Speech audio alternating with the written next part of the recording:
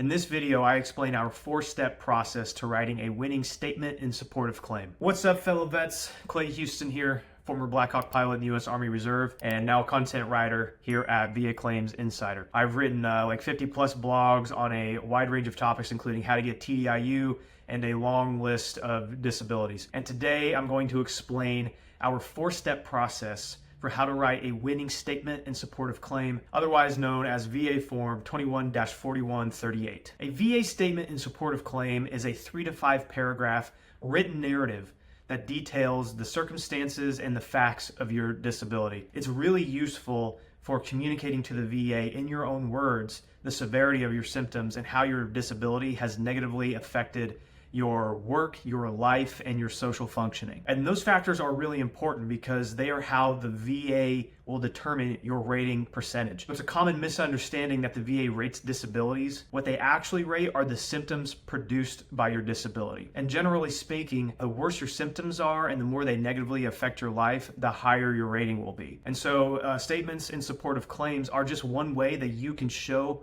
the impact of your symptoms. Now let's get into our 4-step process for writing a winning statement in support of claim. I'm going to include specific examples for you. But first, there's just a few quick tips that I want to go over. It's really important that you are open and honest and vulnerable when writing this. You don't want to undersell it, and you don't want to oversell it either. You want to tell the VA exactly how your disability affects your life. And generally speaking, less is more. You don't want to write a whole novel in the remarks section for the VA.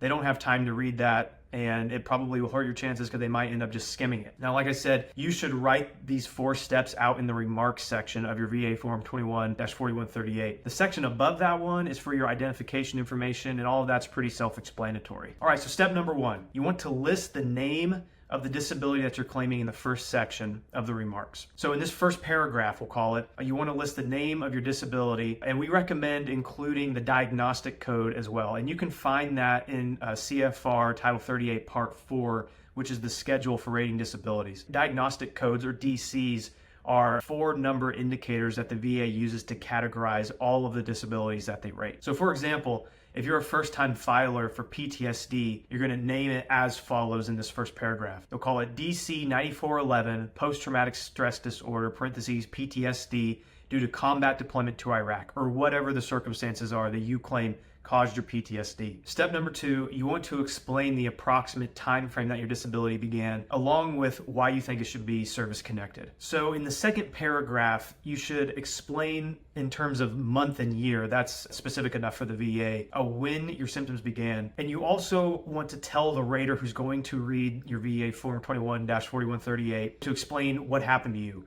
when it happened, and where it happened. So for example, if you're a first-time filer for PTSD, using that example again, you need to explain the event that you claim was stressful enough to cause your PTSD. And it must have taken place during and because of your military service in order for it to be service-connected. So this could be anything from an IED blast to sexual assault. And generally speaking, if you genuinely feared for your life, then it is considered traumatic enough to cause PTSD. Now, if you're filing for an increase to a disability that's already rated by the VA, in this paragraph, you want to go ahead and explain how long you've had your rating and why you're filing for an increase. For example, here's how you could phrase it. I've been rated for disability for a number of years, but my symptoms have worsened in these ways, and then you list the ways, and then you can say, that's why I feel like I deserve a rating increase. Step number 3, you want to list the current symptoms of your disability in terms of frequency, severity, and duration over time. So this is where you want to explain the symptoms caused by your disability in detail. And this is critical because, like I mentioned before, this is how the VA will determine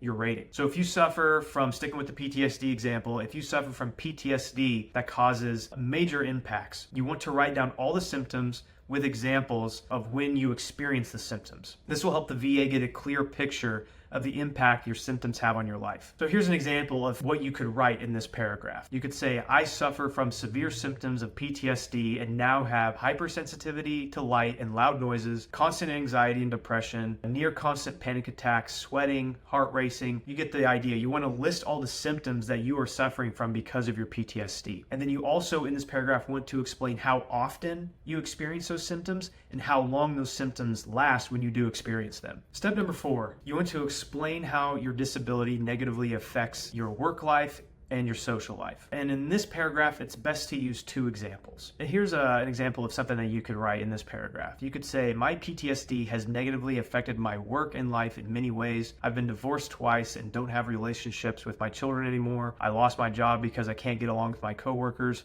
or supervisors. You could also include that I have severe depression. I constantly check windows, doors, and locks out of an OCD-like paranoia. So that's a really intense example. Someone with those symptoms would probably get a pretty high rating for their PTSD. All right, folks, that's all I got for you in this video. Those are the 4 steps for writing a winning statement in support of claim. Thanks for watching. Go ahead and click the like and subscribe button down below so that YouTube notifies you whenever we post another video. And if you follow the link in the description to our blog, give us your email while you're there and we'll send you a few resources, and we'll also let you know whenever we post another great blog. Peace, guys.